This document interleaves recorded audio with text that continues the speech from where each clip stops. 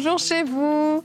On continue toujours notre semaine de torture pour la chair, mais l'esprit est content, il dit oui, mais la chair dit non. Et aujourd'hui, on parle de renoncement. Ah, le renoncement, la chair n'aime pas ça. Il y a des choses auxquelles on doit renoncer, il y a des choses qu'on doit lâcher et ça tire parfois, ça tire à l'intérieur. Et je suis une fois de plus avec Nadine et Aurélie. Salut. Avec Aurélie. Aurélie, oh là là. En pleine forme, Evelyne. Moi d'Aurélie. Vas-y. Ah non, si je fais ça, ça va être terrible. Je sais même pas s'il a remarqué. T'as remarqué que je t'ai appelé Aurélie? Ah oui, ok. T'as pas réagi? T'es en train de boire. J'avais plein de choses qui m'ont passé par la tête, mais je me suis retenu, j'ai écrasé la chair. C'est bon, bravo. C'est beau. Bravo. C'est beau. J'ai renoncé à ma blague. Elle est mise en application. C'est beau, hein? Félicitations. Donc Nadine et Frank veuillent accepter mes excuses, mon cher Frank. Nous les acceptons. Merci. Et nous sommes reconnaissants de vraiment de vivre la vie de la chair, de l'esprit avec toi. Ici. Tu mets en pratique l'émission d'hier? Ouais. C'est bien, c'est bien. Non, mais je suis... Ouais. Tu recommences comme hier. C'est parfait. C'est supportable. OK, aujourd'hui, on a deux On y va. rubriques, une question, une réponse. Nadine, tu répondras à la question « Comment rompre une relation qui n'honore pas Dieu ?» Et dans les votes, c'était le top. Ah bon? Ah oui, oui, il y a de l'attente. Il y a de l'attente, il y a de l'attente. Pas dur, tu dis, c'est fini. Voilà. C'est pour ça que c'est Nadine qui va répondre à cette question. J'avais les deux questions, je disais, qui va répondre à quoi? J'ai pas réfléchi longtemps. Et Frank va répondre, un chrétien peut-il vraiment tout regarder? Non. Voilà. Et c'est fini, l'émission est terminée, bonjour chez vous. Je pense que ça peut être bien que tu répondes aux deux questions et que nous, on écoute pour le fun. Il est terrible. C'est un beau défi quand même. Oh, défi refusé. Quelle bonne réponse. Bon, aujourd'hui, dans toute cette joie et cette bonne humeur, nous allons commencer la pensée du jour.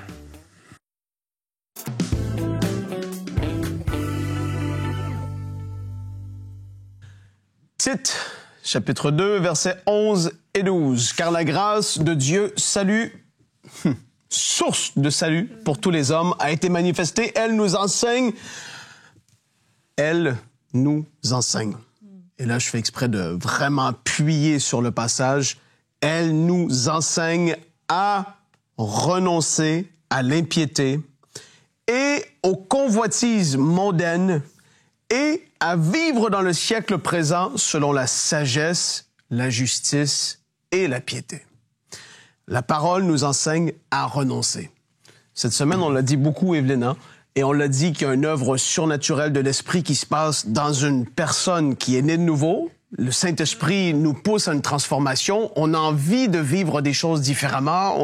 Il y a une forme de désir parfois qui peut être là. L'Esprit nous pousse à vivre une transformation. Mais il y a d'autres fois, c'est un renoncement volontaire où est-ce que là, tu te comprends que cette chose-là dans ta vie n'est plus utile. C'est pas qu'elle est mauvaise, mais elle n'est plus utile. Elle est plus en train de te faire du bien. Elle t'amène pas plus loin, elle n'est pas en train de forcément t'amener plus bas, mais elle est plus utile. Et là, ici, il y a des moments où est-ce qu'on doit renoncer. Ici, ça nous parle de l'impiété, mais des convoitises mondaines. Il y a des choses où est-ce que tu vas désirer en fait avoir comme d'autres désirent. La convoitise, c'est mal, mais dans la vie, il va y avoir des moments où tu vas être attiré d'avoir le nouveau truc, la nouvelle affaire, de faire comme l'autre, de pouvoir travailler à la même endroit que lui, mais ça devient une forme de convoitise. Mais là, tu es appelé à pouvoir dominer sur ces désirs et à te dire non, ça m'amène à quelque part qui est pas bien. Il y a telle chose dans ma vie, je lis tel livre, je regarde telle série, je fais telle chose, je discute d'une certaine manière. C'est pas en train d'édifier qui que ce soit. Et ça fait un certain moment que tu sens que c'est là. Et en fait, même de plus en plus que tu le fais, tu réalises à quel point le Seigneur est en train de vouloir te transformer et il te dit comme renonce à ça. Et ça, c'est surnaturel. C'est-à-dire l'Esprit est en train de mettre le doigt sur quelque chose qui doit être mis de côté. Mais là, toi, tu vas devoir accepter la direction qu'il te donne et de dire non, je vais renoncer à ça. Volontairement, maintenant, c'est fini avec cette chose. Il y a des choses dans la vie que tu trouves que c'est agréable, mais là, tu es appelé à passer à un autre niveau. Et tu sais quoi? C'est quand tu vas commencer à renoncer volontairement. C'est-à-dire, non, ça, c'est fini. Le Seigneur voit l'attitude de cœur, il voit la fidélité dans la petite chose, et là, il est en train de te... Ah ouais, OK, là, je vois mon fils, ma fille est en train de maturer, est en train de devenir plus solide spirituel, est en train d'appliquer ma parole. Et là, je vais pouvoir commencer à l'amener ailleurs parce que elle est en train de vivre la maîtrise de soi. Elle est en train de manifester le fait de renoncer à certaines choses qui ne sont pas toujours faciles ou évidentes, mais ça fait partie de la vie chrétienne, de renoncer à certaines choses de la vie, même si ça semble agréable, même si ça semble bien. Fais attention à ce que l'Esprit est en train de dire dans cette saison de ta vie. Est-ce qu'il y a des choses aujourd'hui, juste pendant qu'on en parle, que tu te dis, c'est vrai. Telle affaire, ça fait un moment, mais j'ai pas encore eu forcément l'audace de faire le pas. Mais là, tu vas devoir toi-même, personnellement, renoncer à certaines choses. Mais sache que quand tu vas le faire, il va y avoir une joie extraordinaire. Quand tu obéis à la parole de Dieu, que ce soit écrit noir sur blanc ou que ce soit une parole personnelle qu'il t'a donnée, il va y avoir une joie qui va accompagner ça et tu vas voir que, waouh, je suis capable. En fait, c'est pas inatteignable. Des fois, on entend des choses être prêchées, les filles. On entend un prédicateur, on entend à la TV des gens qui en parlent, mais pour eux, ça semble facile, ou ouais, ils disent, c'est bon, c'est vrai, mais on ne l'applique jamais. Ouais. Et là, on est appelé à grandir et à aller à un autre niveau. Vraiment. En fait, c'est de comprendre que l'impact positif sur notre vie est tellement important, en fait. C'est de se déconnecter un petit peu du day-to-day, du jour, juste là où on est, puis de voir un petit peu plus loin. Ouais. Se dire, demain, je vais en être où dans ma vie ? Demain, qu'est-ce que cette chose va amener comme conséquence dans ma vie ? Dans l'éternité, est-ce que vraiment je vais regretter d'avoir lâché cette personne, lâché cette situation, ce privilège, peu importe ? En fait, il faut avoir une perspective plus élevée, plus haute. Parce que si on reste juste sur là où on en est maintenant, c'est compliqué. On peut penser à des adolescents, par exemple. Peut-être vous nous écoutez et puis voilà, t'es un ado et tu sais qu'il y a des choses qui sont pas bonnes.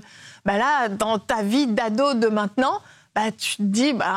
moi, c'est tout ce que j'ai, c'est ma vie, en fait. Si je renonce à ça, il me reste rien. Mais en fait, tu vas pas rester un adolescent toute ta vie et les décisions que tu vas prendre maintenant auront un impact sur l'adulte que tu seras demain. Et quand tu seras adulte, tu regarderas en arrière, tu diras, mais heureusement que j'ai renoncé à ça a changé toute ma vie. Et en fait, cette perspective un peu plus élevée, prendre de la hauteur, permet de relativiser et puis de se dire, en fait, c'est pas si important que ça. Et Moïse a fait ça. On va regarder notre verset du jour qui est dans Hébreux 11 au verset 24 et 25. Je vais même vous lire le 26. C'est par la foi que Moïse, devenu grand, a refusé d'être appelé le fils de la fille de Pharaon. Il préférait être maltraité avec le peuple de Dieu plutôt que d'avoir momentanément la jouissance du péché. Momentanément, vous voyez, il a pris de la hauteur. Tout à fait. Verset 26, il considérait l'humiliation attachée au Messie comme une richesse plus grande que les trésors de l'Égypte. Perspective éternelle tout à coup, car il avait le regard fixé sur la récompense à venir. C'est par la foi qu'il a quitté l'Égypte, sans craindre la colère du roi, car il s'est montré déterminé, comme s'il voyait celui qui est invisible. Moi, je trouve, mais ce texte est extraordinaire par rapport à notre thème. Il y a tellement de clés à l'intérieur. On voit la foi. On voit le fait qu'on termine en disant qu'il voit comme s'il voyait celui qui est invisible. La conscience de Dieu qui est avec toi. La conscience de Dieu qui te voit en tout temps. La Moïse, oui, c'était la jouissance du péché. Et pour certains, c'est des choses comme ça. Pour d'autres, c'est des choses plus simples, comme Frank en a parlé, mais qui sont plus utiles dans votre vie, qui peu à peu vont vous nuire, peu à peu vous éloignent du plan de Dieu, peu à peu vous déroutent. Et en fait, l'attitude de Moïse est tellement inspirante. Il avait les yeux fixés sur le ciel. Il savait qu'il y avait une récompense attachée. Ce sacrifice n'était pas vain. Ça allait porter un bon fruit, non seulement là sur cette terre, mais jusque dans l'éternité.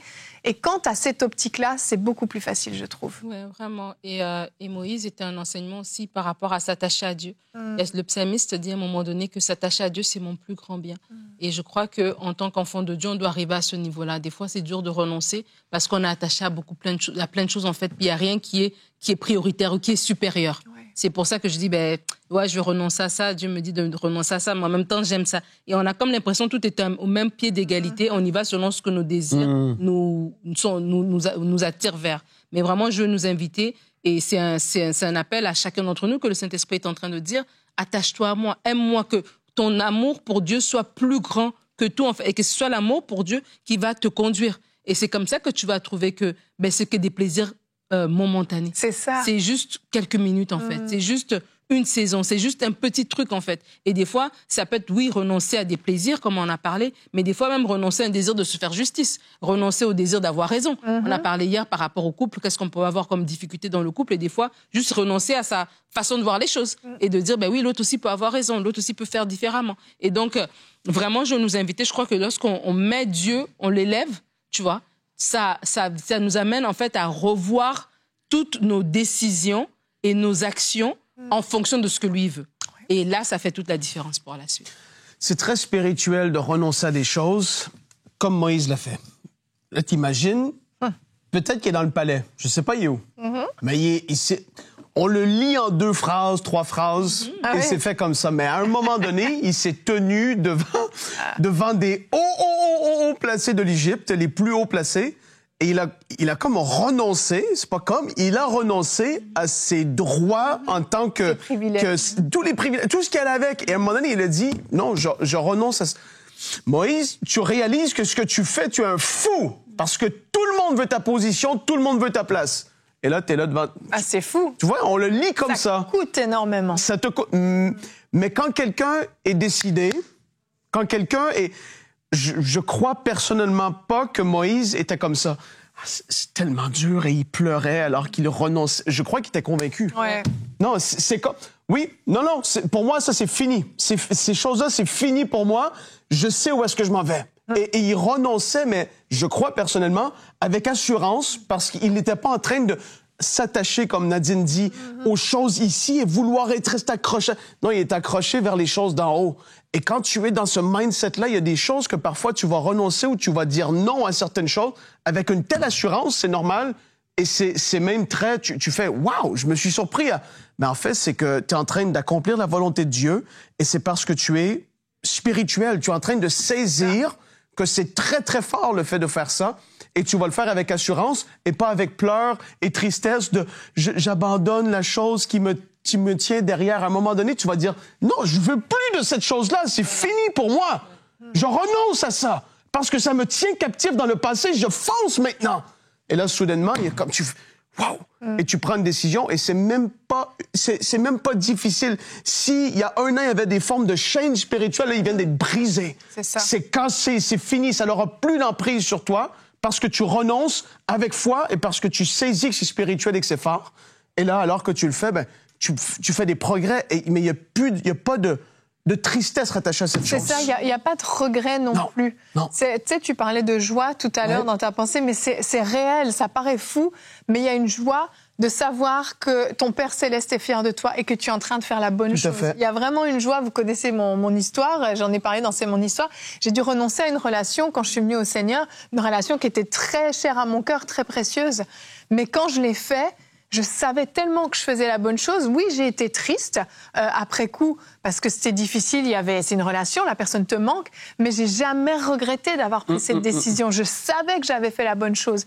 Et oui, cette joie, c'est une joie surnaturelle en fait. C'est une joie. C'est pas t'es pas heureux d'abandonner quelque chose que tu aimes ou quelqu'un que tu aimes. C'est pas ça qui te procure de la joie. C'est cette joie de l'obéissance, de faire ce qui est bon, ce qui est juste. Et la parole dit que c'est pour la liberté que Christ nous a affranchis.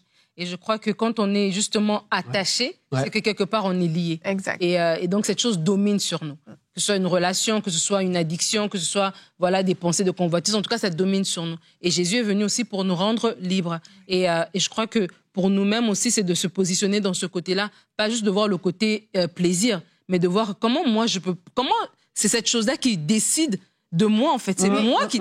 C'est comme genre l'affaire est à l'envers là. Tu vois un peu comment je suis lié, attaché. Et ça veut dire que, il y a quelque chose qui pèse sur moi. Il y a un esclavage quelque part dans lequel je suis. Et donc, je dois être libre. Je dois décider. Et j'aime bien qu'on dise renoncer parce que renoncer, C'est nous qui décidons. Exactement. Des fois, on est là, on sait qu'on doit renoncer à quelque chose, mais on veut que Dieu décide à notre place. Mais Dieu ne décidera pas à notre place. C'est toi qui dois prendre la décision de je ferme cette porte-là, je renonce à cette chose, à ce comportement, à cette personne, à cette relation, à ce ceci, à ce cela. C'est moi qui dois le faire. Et ça, c'est quelque chose que chacun d'entre nous, on doit se positionner, en fait. Et comme Frank le disait dans sa pensée, c'est pas inatteignable. Non. Le diable, il nous ment. Il nous fait croire que c'est plus fort que nous. Yep. C'est pas vrai. C'est pas vrai. C'est pas plus fort que nous. Mais tant qu'on le sait pas, on va rester comme ça, j'avais vu une petite vidéo d'un animal, un âne, qui pensait qu'il était attaché, en fait, au poteau. Mais il était même pas attaché. La corde, elle était pas accrochée. Mais parce qu'il pensait qu'elle était attachée, il n'est jamais allé plus loin. Et parce qu'il n'a jamais rien vu d'autre aussi. Voilà, c'est vrai. Parce que toute sa vie a été là-dedans, il se dit, c'est pas possible que je sois libre. Matthieu 16, 24, Jésus dit à ses disciples, si quelqu'un veut venir après moi, qu'il renonce à lui-même, qu'il se charge de sa croix et qu'il me suive. Et même Paul a renoncé à tous ses titres et tout ce qui faisait de lui quelqu'un de bien, afin de connaître, et il a dit à cause de l'excellence de la connaissance, de la révélation de Jésus-Christ. À cause de tout ça, il a renoncé à tout ce qui faisait de lui quelqu'un de bien. Amen. Nadine, on passe dans le vif du sujet. Comme on l'a dit, il y a beaucoup d'attentes. On va voir comment rompre une relation qui n'honore pas Dieu dans la rubrique « Une question, une réponse ».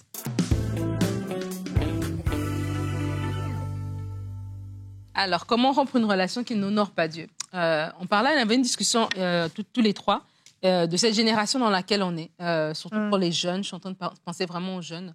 Dans une génération dans laquelle on fait les choses parce qu'on sent dans notre cœur.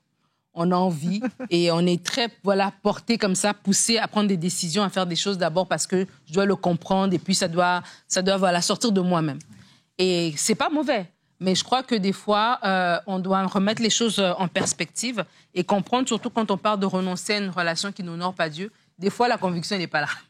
Mais tu dois faire les choses par obéissance. Et des fois, il faut commencer par l'obéissance avant d'arriver à la conviction. Alors que des fois, dans la vie de tous les jours, on commence d'abord par la conviction. Mais des fois, la relation, elle n'honore pas Dieu. Mais toi, tu n'as pas la révélation qu'elle est mauvaise, la relation. Elle te fait du bien. Alors, qu'est-ce que tu dois faire? Est-ce que tu dois attendre d'être convaincu ou non? Tu dois d'abord obéir.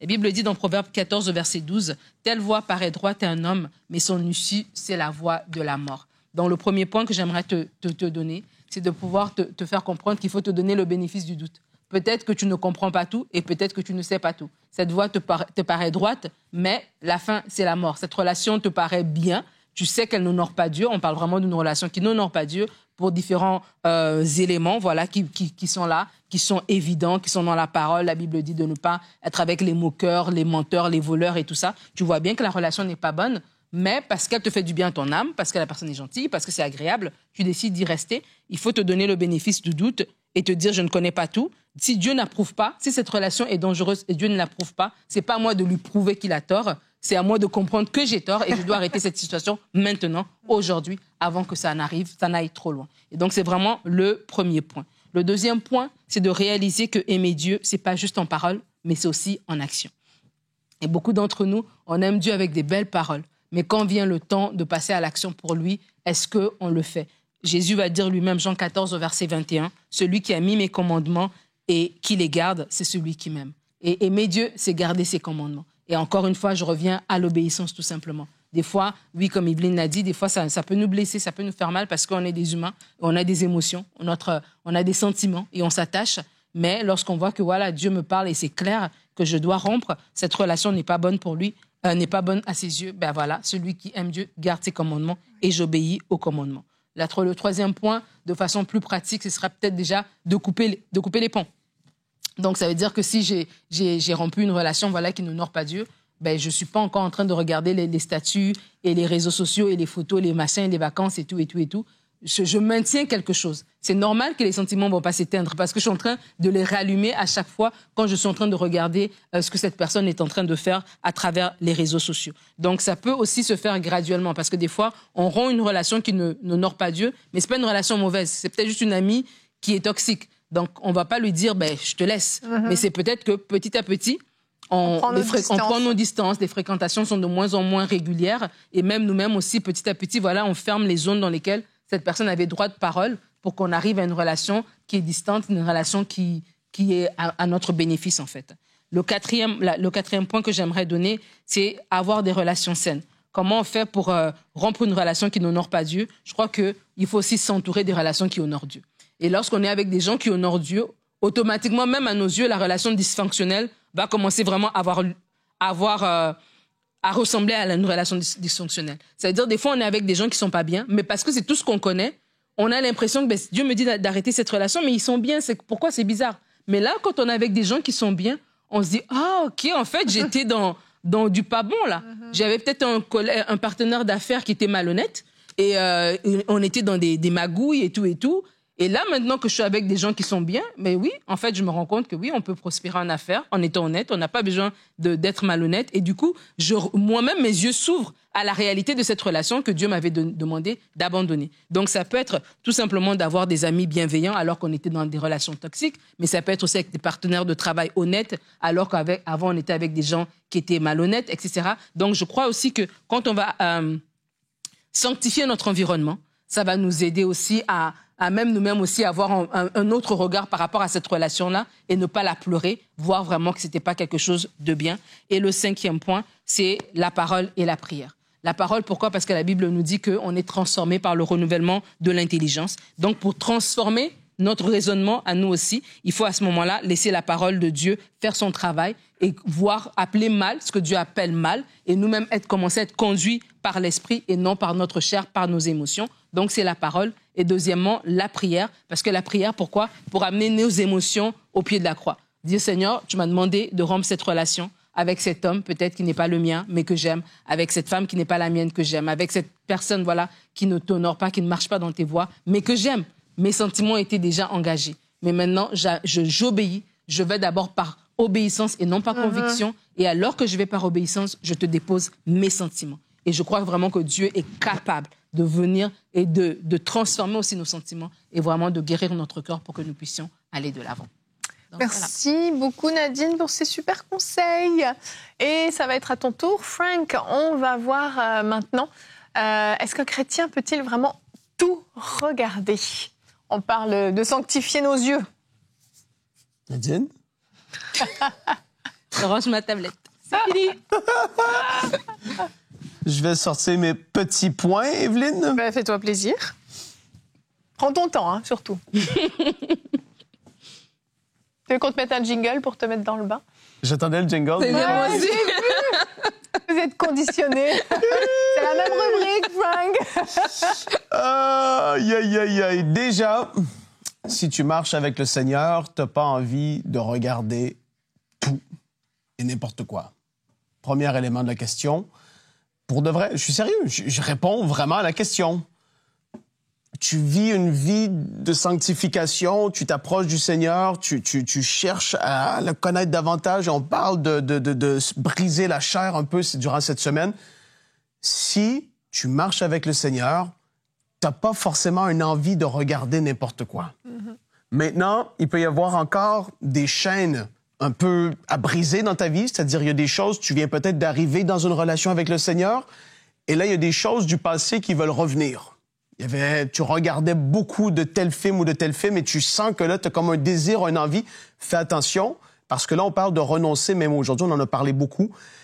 L'ennemi va vouloir revenir, te tenter, et te pousser à regarder des choses que tu regardais dans le passé, même à écouter. Je peux élargir ça parce qu'aujourd'hui, la musique est tout et n'importe quoi. Est-ce que je peux écouter n'importe quoi dans le sens musique aussi? Ça peut s'appliquer aux deux. Fais attention parce que tu peux être tenté ou poussé à retomber dans ces choses. Deuxième chose que je vais dire, l'apôtre Paul, comme il le dit très bien, tout m'est permis, mais tout n'est pas utile. Et là, j'ai envie de te rappeler un tout petit peu ce que j'ai partagé au début de l'émission.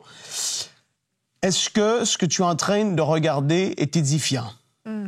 Est-ce que c'est quelque chose qui te fait du bien? Est-ce que ça amène ta famille à un autre niveau? Est-ce que c'est des choses que tu regardes juste toi seul ou est-ce que avec ton épouse, si tu es marié, tu regardes ces choses-là aussi? Est-ce que tu es en train de regarder des choses que toi seul peux voir et personne d'autre peut savoir que tu regardes? Déjà, c'est mauvais signe. Ouais. Donc, qu'est-ce que tu regardes en ce moment et est-ce que ça t'édifie? Parce que peut-être que tu peux regarder un truc, c'est pas forcément mal en soi, mais je me rappelle à plusieurs reprises où, avec Nadia, on commence un film et on l'arrête. Parce que c'est de la poubelle, finalement.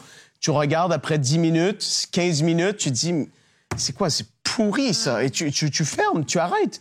Est-ce qu'on aurait pu tout le regarder? On aurait pu, mais on a choisi de pas forcément se polluer par n'importe quoi que le monde peut créer au niveau des médias, parce qu'il y a tout et n'importe quoi aujourd'hui.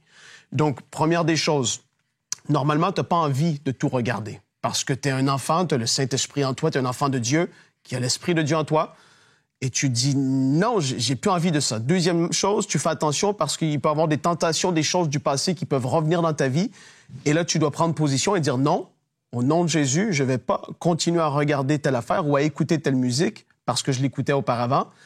Et troisièmement, tout n'est pas utile forcément à regarder. Et comment est-ce que tu vas réagir quand tu vas voir quelque chose que tu dis, est-ce que je suis encore à ce niveau-là? Est-ce que je peux passer à un autre niveau maintenant? Et je suis en train d'être vraiment sérieux avec vous. Simplement, je vous le dis comme ça. À un moment donné, il faut se dire, tout n'est pas utile. Et je vais pas regarder n'importe quoi. Je suis pas en train de dire qu'on n'a pas le droit d'écouter un film qui va nous faire rire de ci et ça, mais il y a des affaires, on connaît les limites. Et aujourd'hui, avec Netflix, avec Prime, avec tous les séries qui se font, toutes les affaires qui peuvent être vues, des choses qui, il y a 10 ans, ne seraient jamais retrouvées dans un film, aujourd'hui, c'est dans un film de 13 ans et plus. On est rendu à une autre époque, c'est la réalité. Et c'est pas, ouais, mais Frank, t'es old school. Non. On est juste des enfants de Dieu qui faisons attention à ce qu'on regarde parce qu'on n'est pas une poubelle. Tout ne va pas forcément rentrer en nous parce qu'on est le temple du Saint-Esprit. Et là, tu commences à faire juste du tri. C'est juste de vivre la vie du chrétien, de l'enfant de Dieu. Est-ce qu'on est tous parfaits? Non. Mais tu commences à vivre le renoncement, tu commences à résister, tu commences à dire non, ça c'est... En plus, ça me vole mon temps. Ouais. Tel déchet, ça me vole mon temps au lieu de faire telle chose, de lire, de m'édifier. Non, c'est fini. Hey, Jesus' name, hallelujah. Voilà ma rubrique. Merci. Ton final est génial. Mais sincèrement, c'est très, très important. Hein. Moi, j'ai quitté des salles de cinéma et j'avais payé ma place. Ça m'a pas empêché de quitter le film. On le fait en groupe une fois. C'est vrai, on l'a fait en groupe. C'est vrai, t'es allé voir un film et on est tous sortis. On était... Tu loues un film sur une plateforme, tu l'as payé et tu te dis, ah bah là, je l'ai payé, je vais finir. Non, on coupe ça. Tu manges un plat, il est pourri, tu vas le manger au complet? Non, c'est ça, tu sais que tu vas le vomir après. On est d'accord. Allez, je termine avec un beau commentaire partenaire pour conclure cette émission. Je ne veux pas la regarder, elle est découragée. Allez, je voulais vous lire un commentaire de partenaire. Alors, c'est une personne de France qui nous a écrit « Les émissions font partie de mon quotidien depuis bientôt 6 ans. » C'est long quand même, hein. Et apportent chacune à leur manière une pierre à l'édifice de ma vie. Durant cette période, j'ai été... Alors, écoutez bien, parce qu'il y a une longue liste. Hein. J'ai été sauvée, je me suis fait baptiser, je me suis mariée, j'ai obtenu une belle promotion professionnelle et 2 augmentations salariales. J'ai été guérie d'allergies qui s'attachaient à mon corps depuis plus de 10 ans et j'ai vu la main de Dieu dans un problème de santé qui aurait pu me laisser sans l'usage de ma main droite. Je suis droitière. Voire pire. Pendant le Covid, grâce à vos émissions, j'ai vécu l'une des plus belles périodes de ma vie. Je crois qu'elle est bénie par MCI. Aujourd'hui, il est temps pour moi de semer dans ce ministère qui m'a richement béni, que vous puissiez continuer à faire grandir ce ministère et encourager et à instruire dans toute la francophonie. Merci pour ce magnifique commentaire, témoignage, j'ai envie de dire. On voit comment le Seigneur transforme des vies et c'est touchant de voir comment le Seigneur agit. Alors encore un gros merci à toute la famille des partenaires. Vraiment que le Seigneur vous bénisse abondamment. Et demain, on va terminer cette semaine pour dominer notre chair. J'espère que ça se passe bien. Dites-nous en commentaire d'ailleurs si vous suivez les émissions sur YouTube. Dites-nous comment ça va. Est-ce que vous vous sentez moins charnel? Est-ce que vous avez pu mettre en pratique certaines émissions? J'aimerais bien le savoir.